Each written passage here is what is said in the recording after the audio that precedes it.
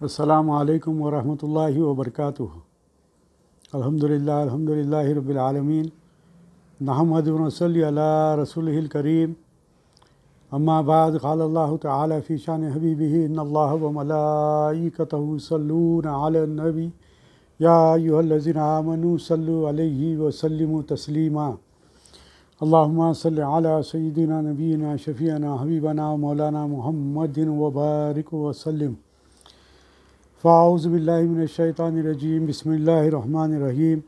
वइज़ क़ुल्ना लिल मलाइकति इसजुदू लिआदम फ़सजदू इल्ला इब्लीस अबा वस्तकबरा व काना मिनल काफ़िरीन। सदक़ल्लाहुल अलीयुल अज़ीम। कभी मैंने आपके सामने सूरह बक़रा की 34वीं आयत की तिलावत का शरफ़ हासिल किया, जिसका तर्जुमा ये है कि और याद करो जब हमने फ़रिश्तों को हुक्म दिया कि आदम को सजदा करो तो सब ने सजदा किया सिवाय इब्लीस के। मुनकिर हुआ और गुरूर किया और काफिर हो गया। इस आयत से मुताल्लिक़ कल भी हमने बहुत सी तफसील से मुख्तलिफ़ ज़ाविये निगाह से आपके सामने बात रखी थी। अब जी आज हम इंशाअल्लाह ताला आदम अलैहिस्सलाम की पैदाइश से मुताल्लिक़, चूँकि आदम अलैहिस्सलाम से मुताल्लिक़ यहाँ पर गुफ्तगू हो रही है और आगे की आयतों में भी आदम अलैहिस्सलाम और हव्वा अलैहिस्सलाम के ताल्लुक़ से आयात हमारे सामने आएंगी। तो पहले हम इस बात को जान लें कि आदम अलैहिस्सलाम की पैदाइश किस तरह हुई। चूँकि कायनात में सबसे पहली जो शख्सियत है वो हज़रत आदम अलैहिस्सलाम की है और उन्हीं के पुश से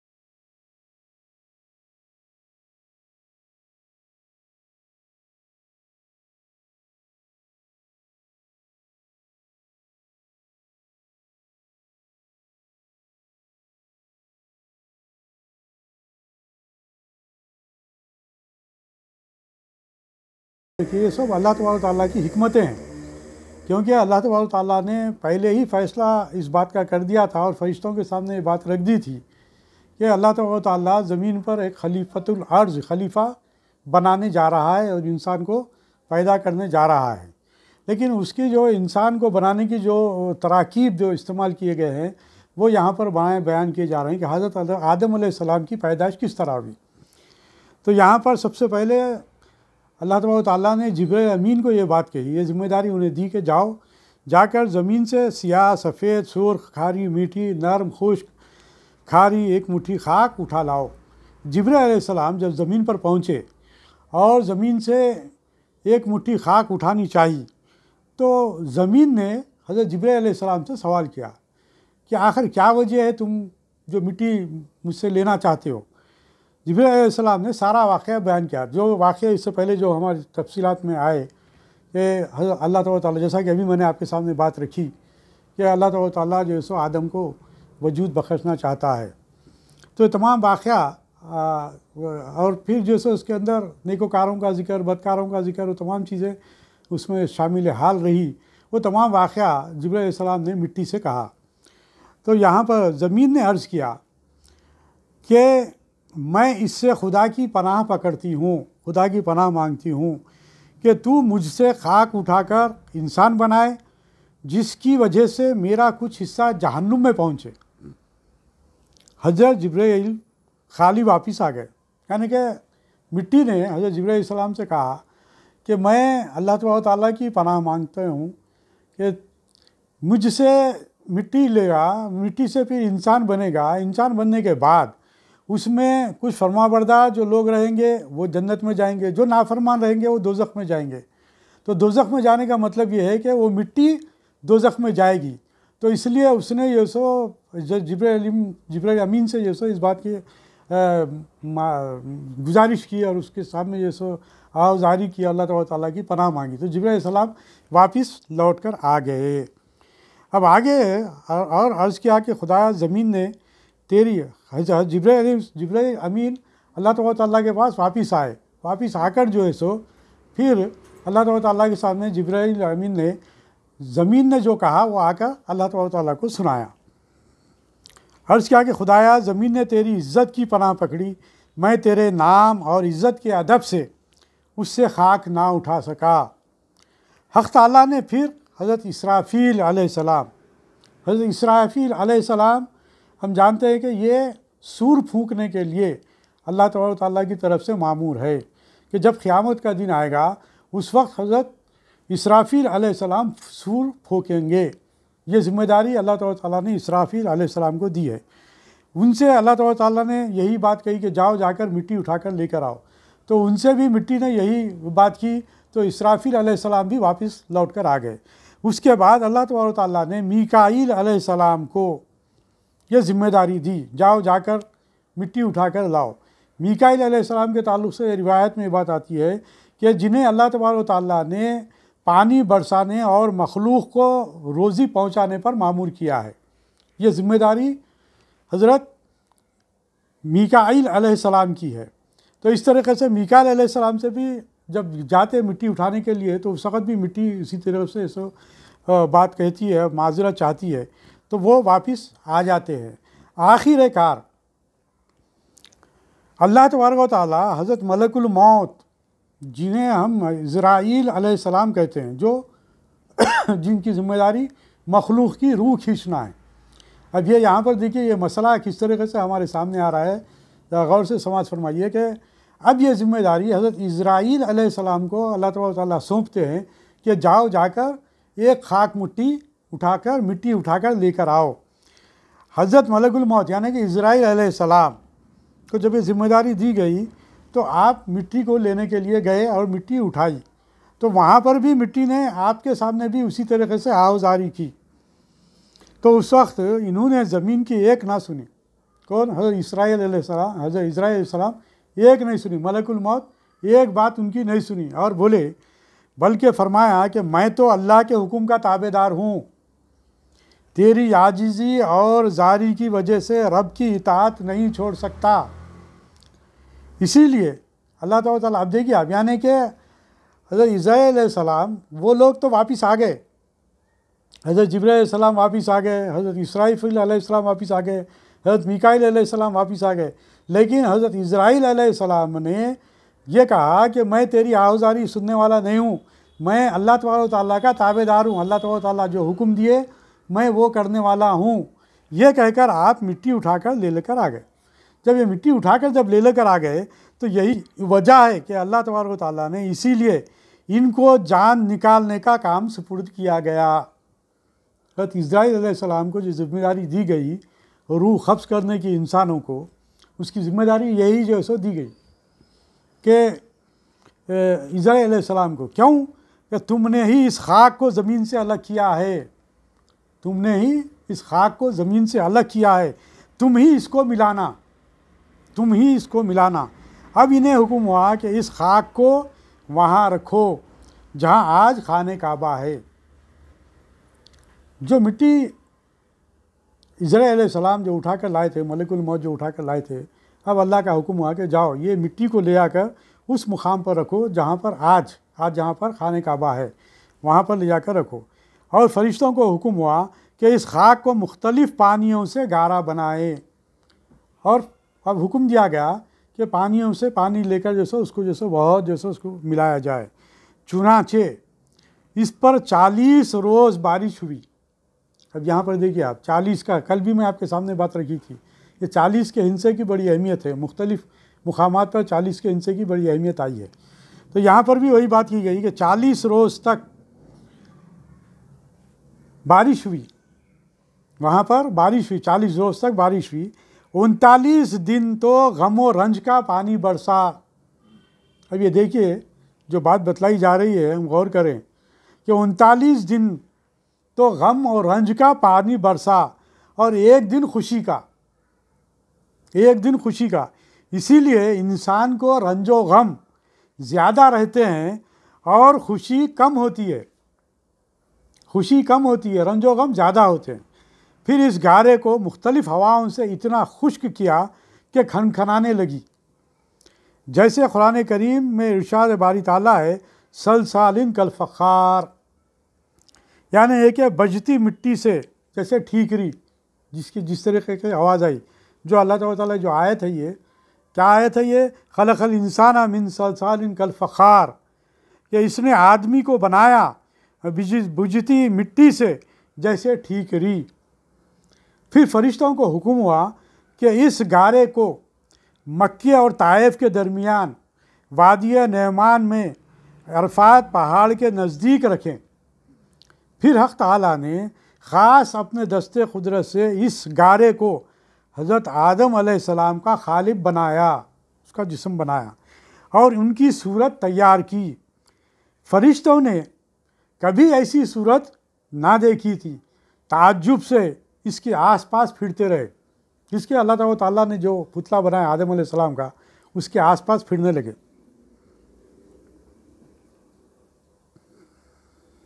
ताज्जुब के इसके आसपास फिरते थे, इसकी खूबसूरती से हैरान थे। इब्लीस को भी इस सारे ऐलान वगैरह की खबर हो चुकी थी, वो भी इस खालिब को देखने आया और इसके गिर्द फिरकर बोला कि आए फरिश्तों, तुम इसका ताज्जुब करते हो, इस बात पर इसे देखकर ताज्जुब करते हो इसे?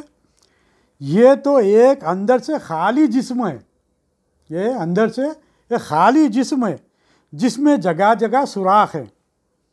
और इसकी कमज़ोरी का ये हाल है कि अगर भूखा हो तो गिर पड़े और अगर खूब सैर हो जाए तो चल फिर ना सके। इस खालिब खाली से कुछ ना हो सकेगा। फिर बोला, हाँ, इसके सीने की बाएं तरफ एक बंद कोठरी है जिसे दिल कहते हैं। यह खबर नहीं कि इसमें क्या है। उस इब्लीस ने, शैतान ने ये बात कही, शायद कि यही लतीफ़ा रब्बानी की जगह हो। अल्लाह ताला का जो, अल्लाह ताला की जो जगह है हमारा दिल, जिसकी वजह से ये खिलाफत का हकदार हुआ। फिर रूह को हुक्म हुआ कि इस खालिब में और इसके गलों में भर जाए। अल्लाह ताला ने रूह को हुक्म दिया। जब रूह खालिब के पास पहुंची तो जिस्म को तंग व तारीक पाया। अंदर जाने से ठहर गई। बाज़ रिवायत में आता है कि तब नूरे मोहम्मद सल्लल्लाहु अलैहि वसल्लम से वो खालिब जगमगा दिया गया, यानी वो नूर पेशानी आदम अलैहिस्सलाम में अमानत रखा गया। अब रूह आहिस्ता आहिस्ता दाखिल होने लगी। अभी सर में थी कि आदम अलैहिस्सलाम को छींक आई और ज़बान से निकला अल्हम्दुलिल्लाह। हक़ ताला ने जवाबन इरशाद फरमाया यरहमकल्लाह। यही अब भी सुन्नत बाकी है। जब रूह कमर तक पहुंची, हज़रत आदम अलैहिस्सलाम ने उठना चाहा मगर गिर पड़े, उठ नहीं सके, क्योंकि नीचे के धड़ में रूह अभी नहीं पहुंची थी। हक़ ताला ने फरमाया, क्या इरशाद फरमाया, देखिए आप, खुलिक़ल इंसाना मिन अजल, यानी कि इंसान जल्दबाज होता है, इंसान जल्दबाज होता है। जब तमाम बदन में रूह फैल गई तो हुक्म हुआ कि फ़रिश्तों के पास जाकर उनको सलाम करो। अब ये आदम अलैहिस्सलाम कि जब पुतला बन गया और उसमें जब रूह फूंक दी गई और जब उसमें जान आ गई, तो अब आदम अलैहिस्सलाम को इस बात का हुक्म दिया गया अल्लाह ताला की तरफ से कि जाओ, जाकर इन फ़रिश्तों को जाकर सलाम करो और सुनो वो तुम्हें क्या जवाब देते हैं। तब आदम अलैहिस्सलाम उधर तशरीफ़ ले गए और फरमाया अस्सलामु अलैकुम। इन्होंने जवाब दिया वालैकुमुस्सलाम व रहमतुल्लाह। इरशाद इलाही हुआ कि यही अल्फाज तुम्हारे और तुम्हारी औलाद के लिए मुकर्रर किए गए। हज़रत आदम अलैहिस्सलाम ने अर्ज़ किया कि मौला मेरी औलाद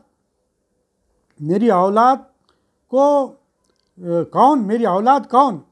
तब उनकी पुश्त पर अल्लाह ताला ने उनकी पुश्त पर दस्ते खुदरत फेर कर उससे सारी इंसानी रूहें निकाली गई और आदम अलैहिस्सलाम को सब दिखाई गई।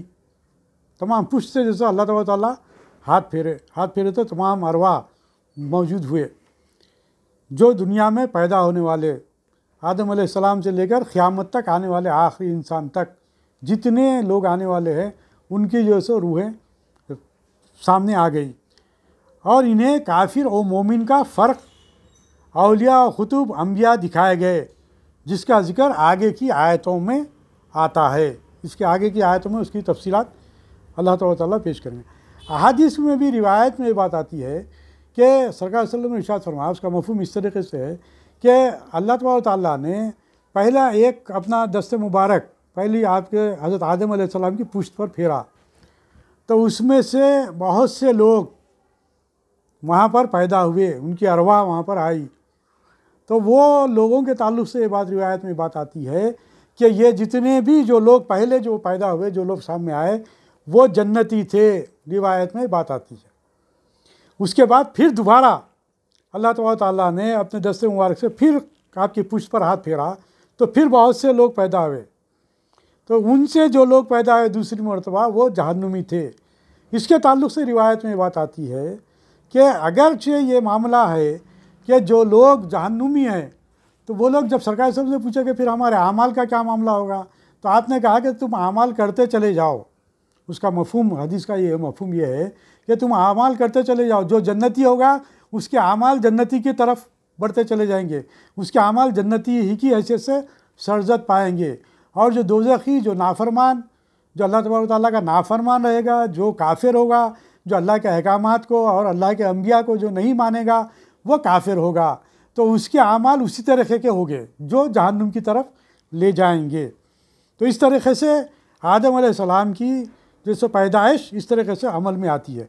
इस आयत से चंद फ़ायदे जो हासिल हुए, एक ये कि कोई अहम काम बग़ैर मशवरा ना किया जाए, क्योंकि मशवरा करना सुन्नत इलाही भी है और हमको इसका हुक्म भी है।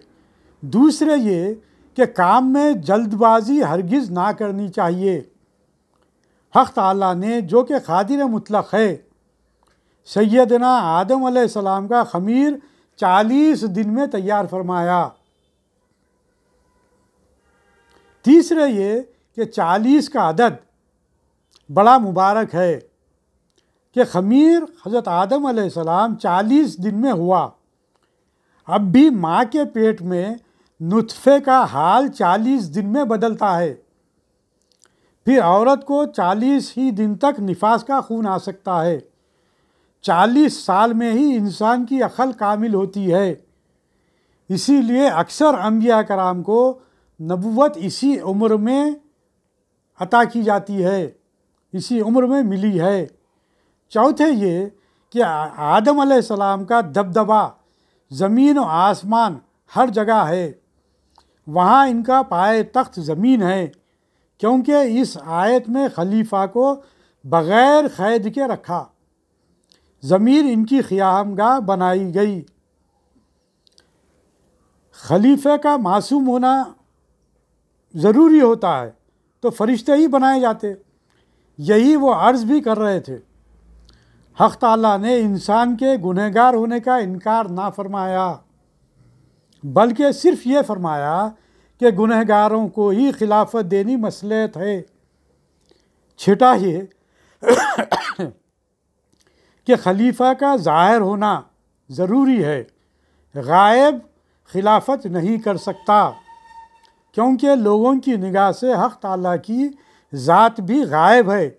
इसी वजह से तो इसने अपना खलीफा बनाया, ताकि लोग ज़ाहिर खलीफा से फ़ैज़ ले सकें। सातवें ये कि छोटों को ये हक़ हासिल है कि बड़ों के काम की हिकमत पूछ लें, जैसे कि फ़रिश्तों ने हक़ ताला से दरियाफ़्त किया।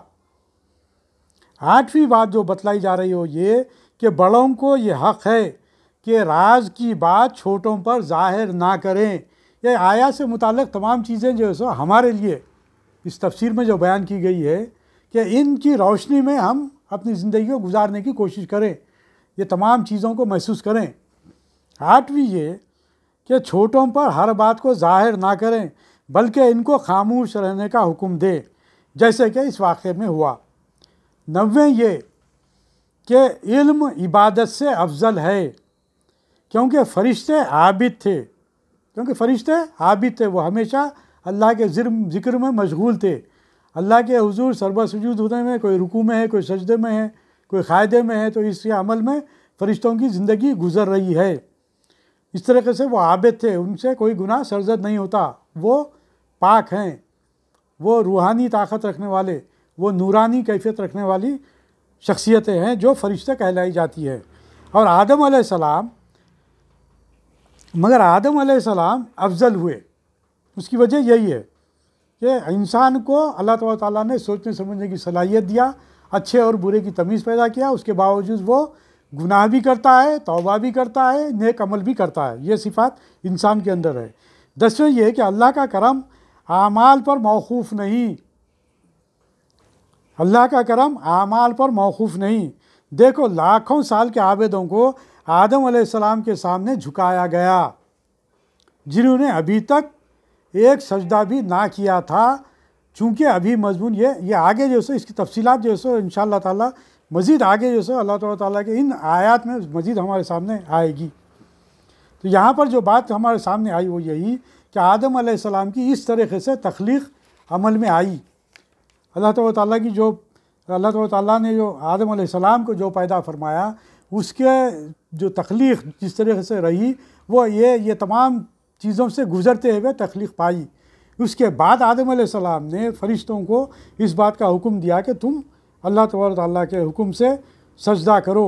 तो उन फ़रिश्तों ने सजदा कर, तमाम फ़रिश्तों ने सजदा किया, लेकिन इब्लीस ने सजदा नहीं किया और उसने नाफरमानी की, उसने तकब्बुर किया। आज की मजलिस में यही बात मेरे पेश नज़र थी कि आदम अलैहिस्सलाम की किस तरह पैदाइश हुई वो हमारे सामने आ जाए, क्योंकि बहुत से लोग इस बात से वाकिफ़ नहीं हैं। तो आदम अलैहिस्सलाम की पैदाइश का जो तरीक़ेकार रहा है, अल्लाह ताला ने जिस तरीक़े से पैदा किया, जिस तरीक़े से बनाया, वो तमाम तफसीलात जो है सो इन तफासिर की रोशनी में हमारे सामने आए हैं। अल्लाह ताला से दुआ है कि हम जो कुछ भी पढ़ रहे हैं, सुन रहे हैं, कह रहे हैं, उस पर अमल करने की तौफ़ीक़ अता फ़रमाएँ। और अल्लाह ताला से दुआ है कि अल्लाह तबारक व तआला ने जो सिफ़ात हमीदा हमारे अंदर रखे हैं, जो सिफ़ात हमीदा हमारे अंदर से मुराद इंसान के अंदर जो होनी चाहिए, वो क्या है? वो नेक आमाल हैं, वो नेक आमाल हैं और बुराइयों से रुकना है। असल वजह आदम अलैहिस्सलाम के बनाने की वजह, खलीफतुल अर्ज़ बनाने की वजह, जो फरिश्तों के सामने अल्लाह तबारक व तआला ने बयान किया, वो यही बयान किया कि जिन जो थे वो तो नाफरमान रहे, फरिश्ते जो है वो बिल्कुलिया तौर पर अल्लाह तबारक व तआला के रूहानी और नूरानी मखलूक है, जो अल्लाह तबारक व तआला के हुक्म पर वह अमल करते हैं। और जिन और शयातीन जो है वो नाफरमान हैं। और इब्लीस ने उस बात का इजहार इस तरीके से अपने तकब्बुराना अंदाज में कर दिया और अल्लाह तबारक व तआला की नाफरमानी की। तो ये दोनों के दरमियान में अल्लाह तबारक व तआला ने हमें इंसान बनाकर इस दुनिया में भेजा ताकि हम अल्लाह तबारक व तआला के पैगंबरों की रोशनी में और फिर आखिरकार खातमुन नबीयीन सल्लल्लाहु अलैहि वसल्लम के उम्मत में हमें पैदा फरमाकर हम पर बहुत बड़ा करम फरमाया। इस तरीके से हमको ये ज़िम्मेदारी अल्लाह ताला ने दी कि अब आने वाली जितनी भी कौमें हैं उनके सामने दीन को पहुंचाने की ज़िम्मेदारी अल्लाह ताला ने जहाँ पर खातमुन नबीयीन सल्लल्लाहु अलैहि वसल्लम को सौंपी और सल्लल्लाहु अलैहि वसल्लम ने उस बात को पेश कर दिया। तमाम वो हक़ाइक़, कुरान के तमाम हक़ाइक़, अल्लाह ताला के अहकाम और फिर सल्लल्लाहु अलैहि वसल्लम की सारी सीरत और सल्लल्लाहु अलैहि वसल्लम के तमाम अहादीस को दुनिया के सामने पेश कर दिया। पूरा जिस तरीके से खुतबे हज्जतुल विदा के मौके पर आपने ऐलान फरमा दिया, क्या मैंने तुम तक पूरी हक़ बात पहुँचा दी? तो तमाम सहाबा कराम जो बैठे थे उन्होंने कहा था कि हाँ आपने पहुँचा दी। तब सरकार दो आलम सल्लल्लाहु अलैहि वसल्लम ने कहा कि अब यह ज़िम्मेदारी तुम्हारी है कि तुम इस दीन को दूसरों तक पहुँचाओ, जिनके पास दीन नहीं है उन तक पहुँचाओ। तो अब ये ज़िम्मेदारी उम्मत मुस्लिमा की है कि ये ज़िम्मेदारी को हम कबूल करें और हम अपने अंदर इनकलाब लाए, हम अपने अंदर नेकी करने वाले बन जाए, हमारे अंदर हमारे घरों को जो है सो ईमान और इस्लाम का जो है सो हम पैरव बन जाए और अमल करने वाले बन जाए, ताकि फिर हम दूसरों के सामने भी बात रख सकें। और ये ज़िम्मेदारी हमारी है कि हम दूसरों के सामने बात रखें। दूसरों से मुराद मुसलमानों के सामने तरगीब के तौर पर और काफिरों के सामने दीन को पहुँचाना, ये असल हमारी ज़िम्मेदारी है। रब्बना आतीना फिद दुनिया हसनतम व फिल आखिरती हसनतम व क़िना अज़ाबन्नार रब्बिग़फिर वरहम व अंता खैरुर राहिमीन।